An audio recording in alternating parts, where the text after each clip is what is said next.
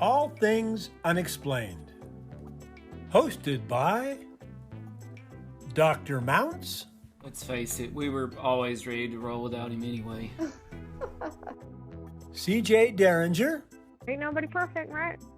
And Smitty Neebs. I've never planned out hardly anything my whole life. I just freeball. Featuring Cajun Man. I'm just old nobody, somebody looking for somebody.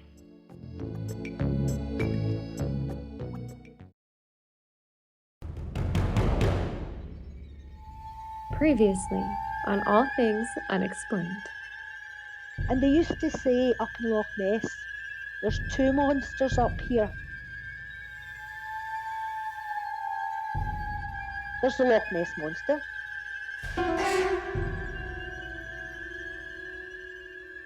Which possibly there is. You know, it's the biggest loch in Britain.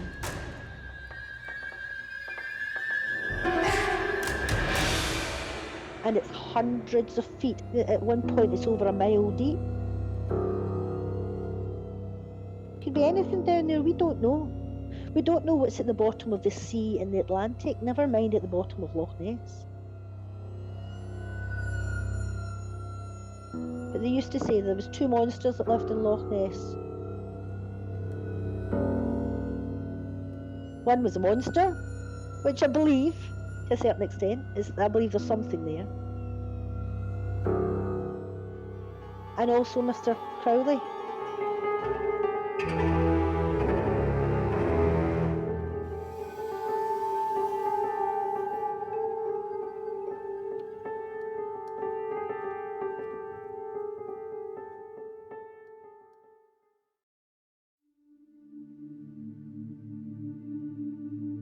And also Mr. Crowley, because he bought a building there and did it up, and some incredibly horrific things happened there because he was very much into demonology and Satanism and all that stuff. Jimmy Page bought the building some years later. He's, I think it's a Black Sabbath or whatnot, he's a rock guitarist. But apparently he only ever stayed in it a few nights and never went back, and has also refused to talk about it. You know, I don't encourage people to read about it because I don't like anything about it. I think sometimes you can attract things into your life and then it's very difficult to get rid of. So I don't ask people to go and research and read about it or read about him. I think the house is called Bolskin or something like that. B-O-L-E-S-K-I, something like that. But everything that's attached to it or round about it, to me, is the ultimate in anything that I do not wish within my life. That is unexplained. So not a lot of people particularly want to talk about it, and I understand why, but that's why they used to say there's two monsters up here. One's Loch Ness and one's over in that house. No, do not like it at all. But I think that as in human nature, we're intrigued by things like this and we want to know. Do we really want to know the answer? I don't know. But what I can tell you is, during my life and what I've written about is fact, and I've been able to put it down onto paper. I had great reviews, 5-star. I'm really, really proud of myself. Really proud. But some of the things that have happened and some of the things that people have came and told me in confidence that I've put in the book have been absolutely fascinating. And this is sensible people, you know, not people who are looking for attention. But Christine, what do you think about this? Can you maybe explain that? No, I can't. I'm not a scientist. I don't know the answer to it. But sometimes there is no answer. You know, it's fascinating and yet it's terrifying. Yes. But I think I already told, sorry, I'm talking here. My dog, Mr. Thor, who was my fabulous big Doberman, he died last summer. He was nearly 15. Everybody loved him. I was so sorry to read that, by the way. Book. Yes, he's in the book, and I was so sorry to read that Mr. Thor did pass away. I'm so sorry about that, Chrissie. I know. But everything has its time on Earth, doesn't it? On Earth, as I say. But I broke my heart for 2 weeks because he was such an incredibly loyal dog, and he was an extension of the whole family. He was very much attuned to me, one word command, didn't have a lead, very aloof, everybody loved him. When I brought his ashes back, I took them upstairs with me the night that he came home for the first time after obviously being dead.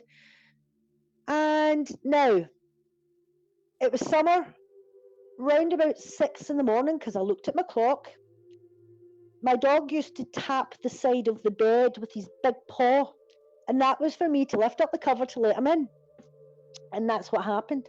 He tapped on the side of the bed. I smiled because I knew that he was no longer with me. And I lifted up the cover and I felt him walk in the way he used to walk in as a dog that wasn't unwell. And I actually felt him down the side of my leg because I petted him. Now, you speak to a doctor or a scientist and they will tell you, it's all in your mind. You wanted to see him. You wanted to feel him. It's your mind playing tricks with you. But is it? Maybe he did come back to say, listen, I'm still in this house with you. You are my master. I love you. You're here. You need to stop crying and just understand that I've moved on, but I'm still here. Oh, and my son has actually said to me twice now that he's heard him or he's seen him on the sofa. You know, is my son a liar? He may well have not seen him at all. Maybe it was lighting, whatnot. But I think sometimes if that makes you feel better, then yes. Do I believe that we see the dead?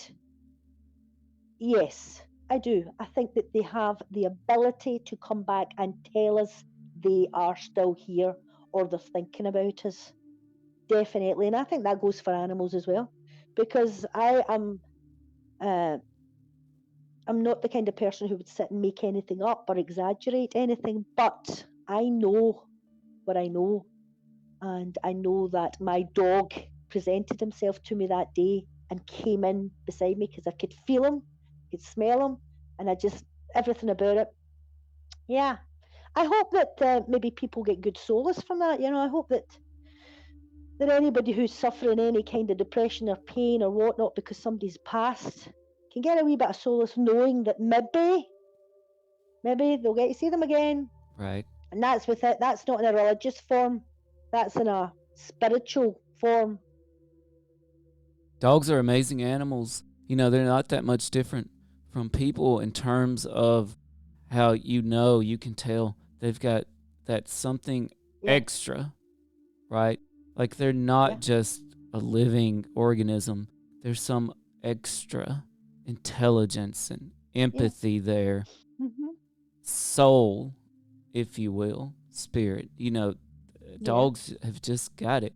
And I'm speaking with Chrissie H, author of the debut novel Headaches and Hauntings, about a young girl named Catherine Jameson. She goes by Cat. Yeah. Cat can see and communicate with the dead. And I love how Chrissie H integrated her own Mr. Thor, who was a Doberman Pinscher. Is that correct, Chrissie? Yes. Mm-hmm. So you integrated Mr. Thor into the story. And Chrissie, I did want to ask you about some of your influences in the writing world, but for me, Mr. Thor, when I read about Mr. Thor in your book, it reminded me of at least two of my favorite authors who love to integrate dogs into their books, and that's Stephen King and Dean Koontz. You see that, yeah. And yes, as far as no, they don't always integrate them in a great way, because I think dogs are a lot like people in that there are some bad apples too. Okay, there's some bad seeds even in the dog world, of course. Stephen King had Cujo. I was about to say I've never read a bad dog in a Stephen King novel, but I did forget about Cujo. Although Cujo wasn't really bad, he just got sick. And Dean Koontz loves dogs. He always includes pictures of his golden retrievers with him on the back, cover of his novels. So, Chrissie, I loved how you integrated Mr. Thor there. And I need to ask you, did Cat in the book, or does Cat's inspiration from real life, were either of them, did they communicate with animals? Did they see animals? Dead animals? Yeah. The lady who it's based on, she would regularly go up and down the street. She used to come into the building that we lived in, and she would talk to a young boy called Billy, who's at the start of the book. Billy he was the same age as me at that point, which was 5 years old. He died from asthma, and he was buried in his Sunday suit. But he used to come and talk to her. But when he was talking to her, he would be with his granddad's greyhounds. So she was able to communicate with the dogs as well and come back and say, oh yeah, speaking to Billy, and he was with the dogs, and she would name the dogs. This would be something that she would never know. But Cat would also be able to communicate with other animals that had been part of her life and other people's. I think within the book there was a family, and they have a dog which behaves very strangely when another dog comes into the house and she's able to see it. The book is through her eyes, where she can see these spirits. As she explains, the spirits appear to her the same way as I'm looking at you now, and she can only tell the difference from the living and the dead because she can't see hands and she can't see their feet. And that's the only way she can really see the difference. And whether that's a dog, a cat, a horse, a man or a woman, it's right across the board. But yes, she could communicate with evil, good, bad, indifferent, anything that had passed, she was able to deal with. And I think the story is worth a read. Obviously, I want you to read my book. Of course I do. But I think once you do read it, I think you will question the actual ability. Is somebody able to do this? Is there life after death? Do the dead walk amongst us and come and see us? Yeah, I think they do. Which is to me is fascinating and frightening. But yeah, she definitely said, yep, they come back. Maybe somebody who had died peacefully and had moved on, like a great grandparent or something like that. She said that they tend to not. But if people had had a traumatic life or had died unexpectedly, or more so, she said that most of the people she saw in her life were suicide. But she was able to bring a great deal of solace to the people that they'd left behind. And I know that she would come back and say the reason why she took her life was the following. Or even more traumatically, she would come back and say the reason why the life was taken was because of murder, whereas other people had maybe thought it was suicide. I think it's a very, very dark, difficult subject, especially if you have been surrounded by it, or it's infected, or it's been impacted your life. But you do want to know. You want to know why that person's no longer there. So there's some of those situations in the book as well. It's a good read. I want you to read it. It's a terrific read. Yeah. All our listeners should check it out. Definitely, they can pick up Headaches and Hauntings on Amazon. Chrissie, are there other social media sites or web pages you'd like folks to check out? No, I'm in discussion with a major outlet here in Scotland, which is a big bookstore. I can't say anything yet because it hasn't been agreed, but we're tidying it all up because I self-published, and when you write 150,000 words, you don't always get every sentence absolutely right. So up until recently, there was one or two words in it that were incorrect. We've dealt with all that. I'm happy with it now. And I'm in you won't get it anywhere except on Amazon. But if you've got unlimited Kindle, you get free at the moment, and it's only £1.77. I think that's $2.99 in America to download it if you don't have unlimited. Or there's a paperback. Paperback's just I think it's $9 for you guys. It's £8 for us here in Scotland, but it's a big chunk. Got it beside me. It's a big chunky book. So don't think that you're going to get. Where is it? Where is it? Oh, it's there. It's got 460 pages or something, so it's a good read. There's plenty in it. As I said already, it's mainly been 5 stars. I've had a lot of fabulous bloggers in the States who have contacted me through my website or through Instagram or tweeted me, and they've been really, really great. So I've had a really good feedback from America, which is brilliant. And now we're just trying to get it into the bookstores here in Scotland. So I haven't been pushing, but I think now that book number 2 is on its way, I need to start being more focused on getting it out there more. It was a hobby that became a reality because of lockdown. Now I think there's the ability to make this reality my job, which is fantastic. You want to do what you enjoy doing. So, Yes. But I think I'm going to keep it in the same kind of realm of the unexplained. Oh, good. And the one that I'm writing at the moment is about a tarot card reader and some of the antics that's involved in her life. So yeah, we'll see. I'm thoroughly enjoying it, and I'm having a great response from all over the world, which has been fantastic.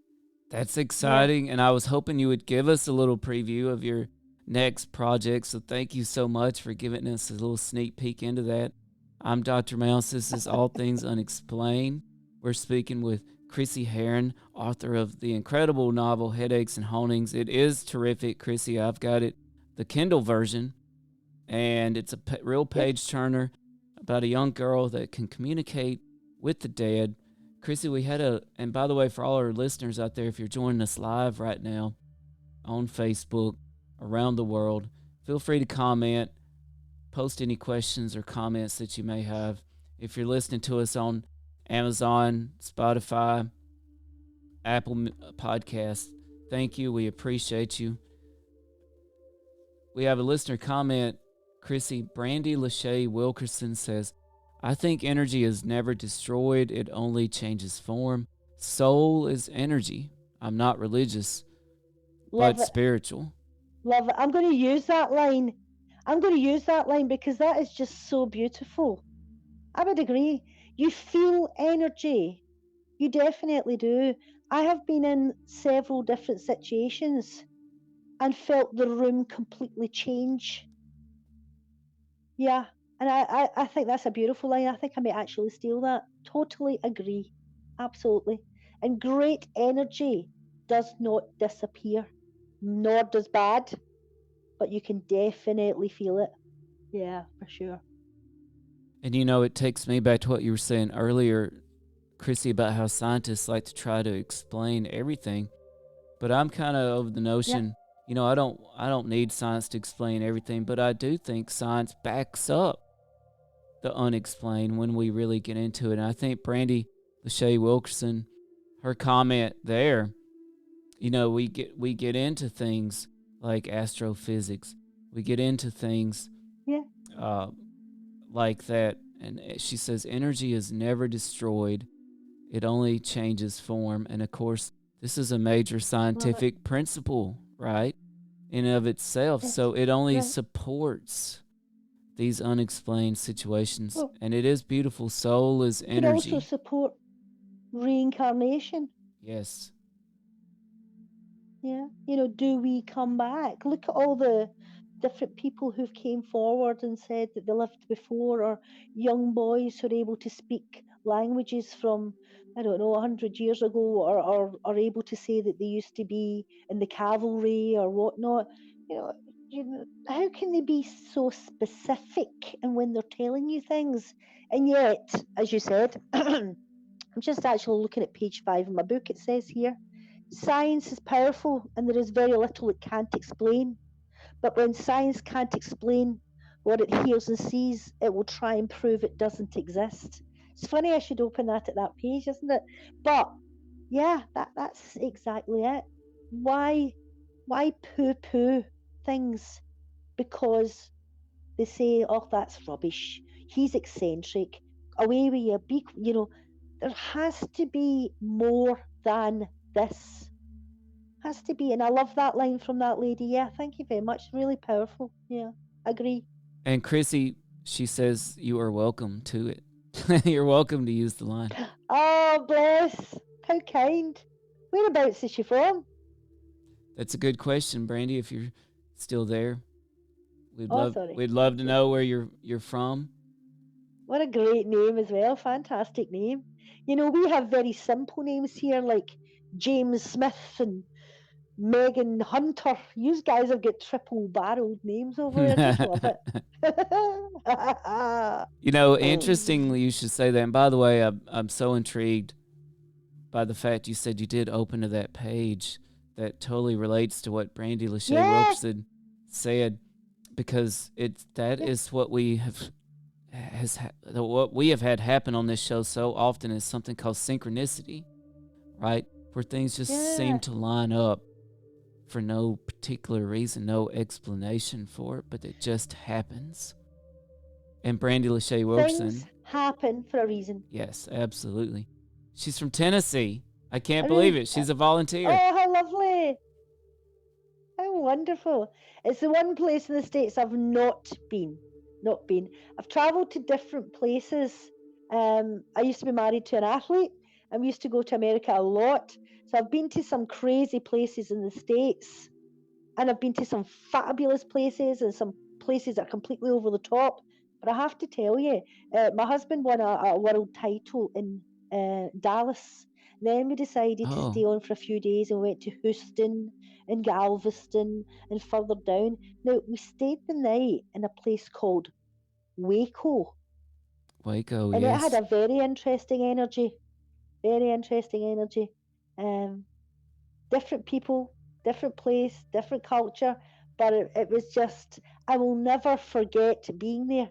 Even though we stayed in beautiful hotels in New York and everywhere else, Waco had an energy about it, for sure.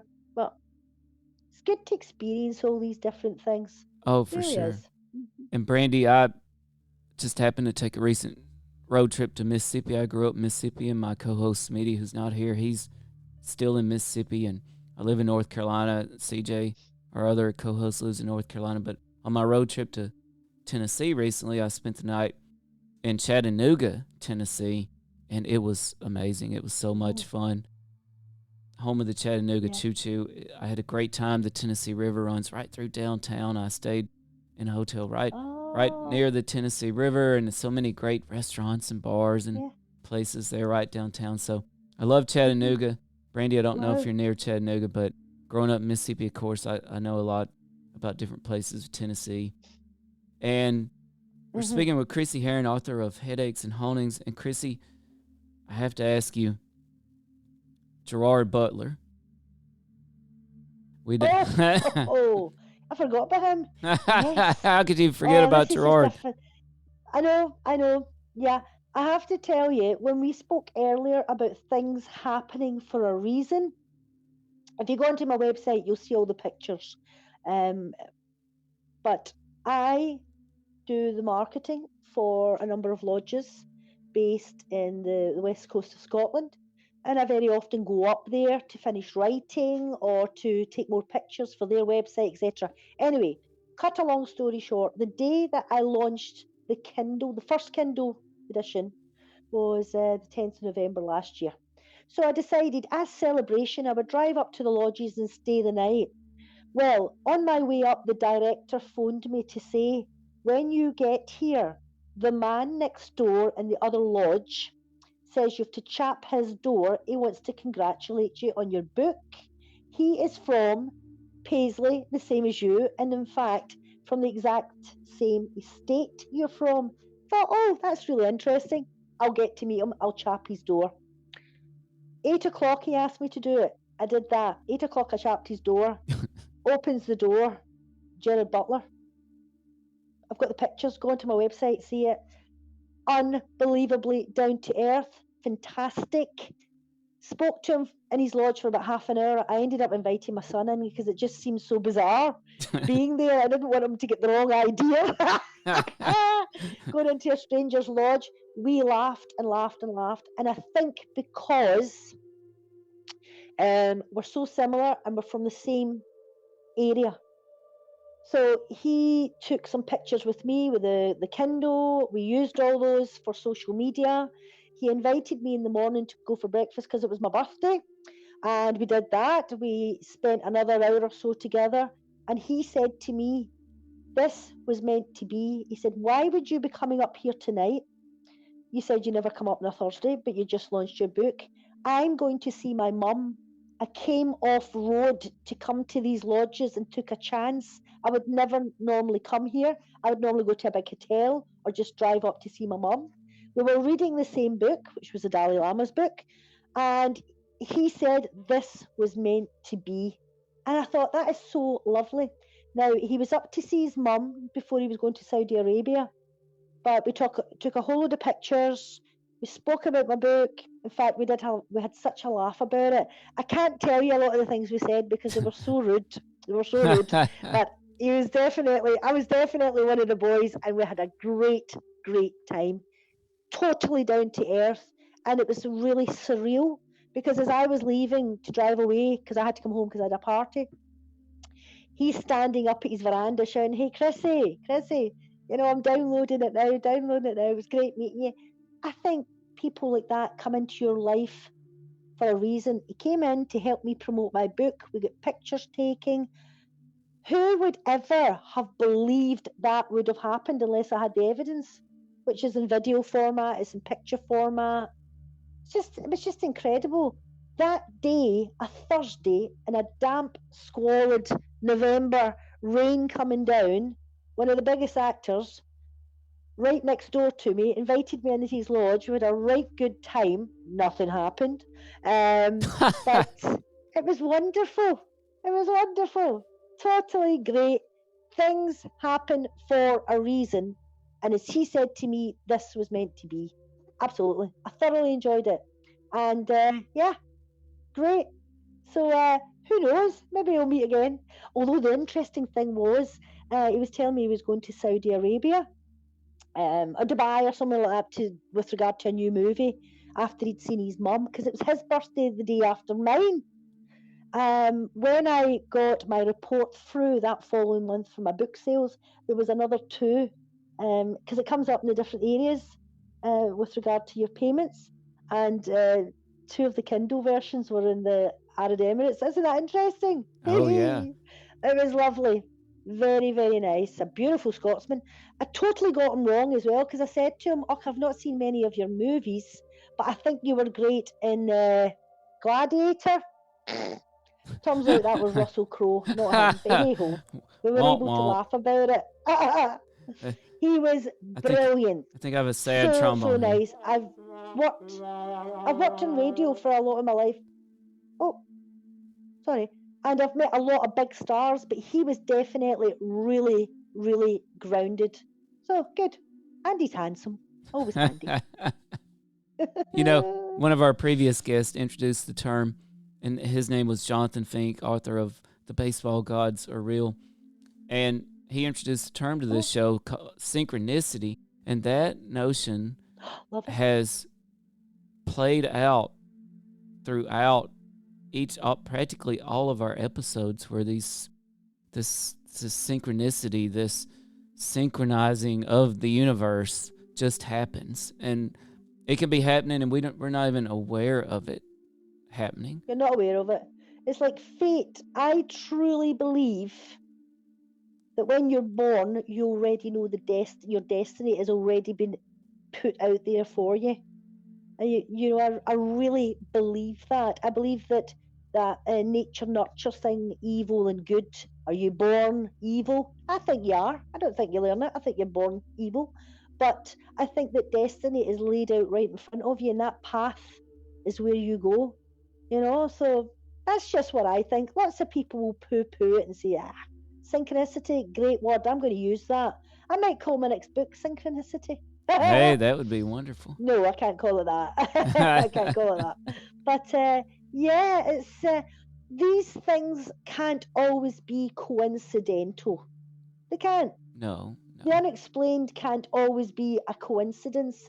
There has to be something behind it for whatever reason. And I truly believe that, life is a fantastic journey, good, bad, and different. And I think that it won't change. You're already, if you're going to be a fantastic sports person, that's fine. That's what will happen. If you're going to be an actor or what, that's going to happen. I said to Gerard Butler, I thought you studied to be a lawyer. And he said, yeah, studied it. He said, but once I actually got into an office and started playing the part of lawyer, I very, very quickly realised I hated it. It wasn't for me. So he came out of it, went into acting, and of course, one of the biggest stars in the world. But for sure, we have a saying in Scotland, which is, "What's for you will go by you," and what that means is, what's for you in life will not pass you by. So if it's for you, it's going to happen. So, and I'm a big believer in that. I think you like have to that. push it on slightly, But I always said I would write a book and I would have it published, and then I would write more and I will be successful at it. The journey has started, and we're on the next part of that journey. Where does it take us? I don't know, but I instinctively feel and believe that something fabulous is going to come from this. Whether it's book number 3, book number 4. But I'm telling you now, I want you to watch this space because I believe and I feel that something good is going to come from it. Maybe I don't know. Maybe one of the big producers might pick it up and do a movie on it. That would be good. Hey, something fabulous. Something fabulous has already come of it for us, and that is having you on our show. Yeah, it's okay. Which is terrific. It's and okay, it's lovely. We were talking about Yeah. science earlier, and what listener Brandy Wilkerson brought up, and what you were bringing up with science, and what you were just talking about. It makes me think of Albert Einstein when he started delving into quantum mechanics. Yes. And he discovered literally spooky things, and that's his label. Mm-hmm. Things that disturbed him that he could not explain. And he basically said, for some of those things, I'm just not even going to think about that anymore. That's spooky. Yeah. I can't explain it. And I think, as you dig, and that's part of what science is for, is digging, don't just dismiss something. But as you dig, it is all connected on a quantum level, on a giant universal level. The more we explore things, the more we do discover the synchronicity in everything. Yes. And people like to say, oh, she's eccentric, or she's a wee bit off the wall, or she's no quite right, or she's got some strange ideas. Well, can you imagine what they must have said about some of these fantastic people 150, 200 years ago when that apple fell off the tree? Do you know what I mean? But again, things happen for a reason. And I like eccentric. I like anything that's off the wall. I like people who don't follow the sheep, who want to say, do you know what? I had this most incredible experience, as long as they're not on drugs or anything like that, LSD or mushrooms. But, I admire people who are able to say, do you know what? Something really wacky happened. Oh, yes, pray tell. So, and I'm really quite good with people like that. Since I've written the book, I've had lots of people come to me and tell me eccentric things, or this happened, or I read this bit in your book, Christine, and that reminded me of the time, blah, blah, blah. So it's opened up new avenues and new paths to me, and it's also gave me more information into the fact that I'm not as wacky and as eccentric as I thought I was. Other people are, and they're frightened to see it, and that's good. Yeah. I like that. One interesting thing I noticed in your local press, they described a couple movies that Gerard Butler was famous for. Neither of which did I know, but I know Gerard Butler for No, nor did I. 300, which I thought was a Yeah, fabulous which is what he told me I got wrong. movie. Yes. I thought that was Gladiator. People do confuse it with Gladiator. I'm not sure why. But 300 No. I thought was a spectacular movie. And then I have children of my own, a 7-year-old and a 5-year-old. So the other movie I associate Gerard Butler with is How to Train Your Dragon, the cartoon. I've never seen it. He How plays, funny. so get this, in How to Train Your Dragon, he plays Stoic the Vast. Stoic the Vast. And I'm pretty sure How to Train Your Dragon is set in Scotland. So everyone has a Scottish accent, and his name is Stoic the Vast. Stoic, that's a great name. I know a Stoic. How wonderful. Yeah. He also did a movie which your children can't see. It's called Rock and Roller. It was Madonna's ex-husband, Guy Ritchie, who was the director. It's fantastic. If you get the opportunity to see it on Netflix or whatever you guys have over there, watch it. Rock and Roller is a great movie. He also did a movie based on the Clyde.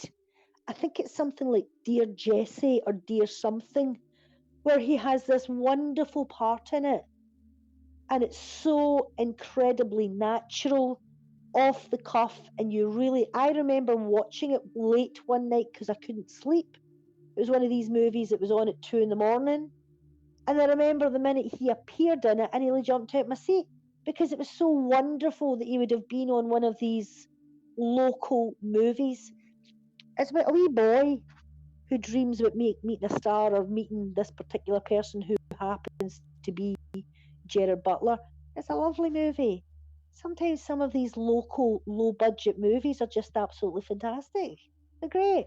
But yeah, it was a joy to meet him. I really appreciate the fact that he supported me.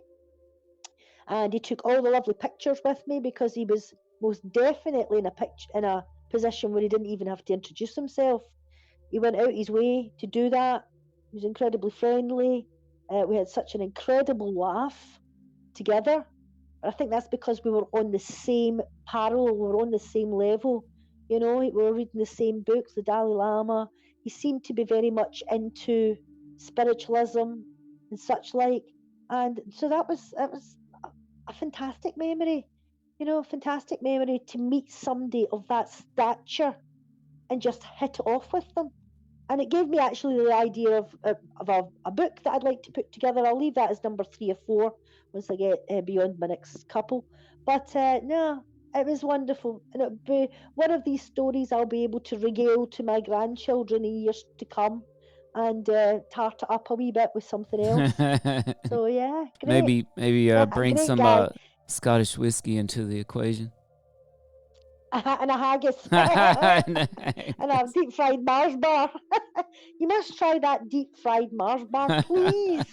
So, don't forget, it's a marathon. No, what do you call it? A Snicker. I think you guys call it a Snicker. Snickers, yes, covered in batter and deep fried. I gotta try that the next time I go to the fair. That's definitely getting tried. So we have a couple listener comments for you here, and listener Brandy Lachey Wilkerson.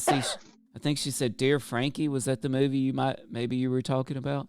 Yes, thank you. Oh, Brandy, send me an Instagram or something like that, so that I've got your details. How wonderful! Or send me an email at chrissieheron.com. I'd love to stay in touch with you. How wonderful! That's so kind of you. Yeah, that's it. That's a great movie. If you get the chance, watch it. It's one of those ones your kids can watch as well. Oh, good. There's no sex, drugs, and rock and roll. But it's a lovely movie, and of course he's delicious in it as usual. He's just that fabulous Scottish accent. Up there with Sean Connery's, of course. Oh yeah, Sean Connery. He's got to be your favourite Bond. Oh, he's the only Bond. Are there any others? I'm not aware of any others. Well, Daniel, what's his name? Daniel Craig, or whatever he's called. He's the latest, isn't he? Yeah. Although they are talking about Richard Madden being the next one, and he is a super hot Scot. Watch this space. We'll have to stay tuned for that. And listen, Chrissy, you're not going to believe this, but listener Mercedes Spence says, "My baby sister has 'What's for you won't go by you' tattooed on her inner arm." See what I mean? Is that spooky? That's unexplained. That's crazy. What a great name, Mercedes. That's amazing. And I had never even heard that saying until today. I love it. What's for you won't go by you. I think that's very Won't go by you. inspirational too. Yeah. I love it. So she's got that in her arm. Didn't know. That's fantastic. Yeah. See the things you learn. That was a lovely tattoo to have. It means so much. You could put that up there beside your kids' names because they're meant to happen or they know it. Yeah, good. Love it. Oh, I've enjoyed this. This has been smashing. To be continued. You've been listening to All Things Unexplained. If you liked this podcast, please do give us a 5-star rating and leave us a review. If you would like to hear more All Things Unexplained, be sure to follow us wherever you listen to your podcasts. Our show depends on the support of listeners like you. Find us on Venmo under the business accounts. Just look for @BigfootUFO. If you can't get enough of us, go ahead and check us out at allthings-unexplained.com. A special thanks to our producer, director, sound mixer, editor, and the man who wears far too many hats. No, seriously, he wears a lot of hats. Dr. Tim Mounts. Without you, we couldn't keep the lights on. Thanks for listening to All Things Unexplained.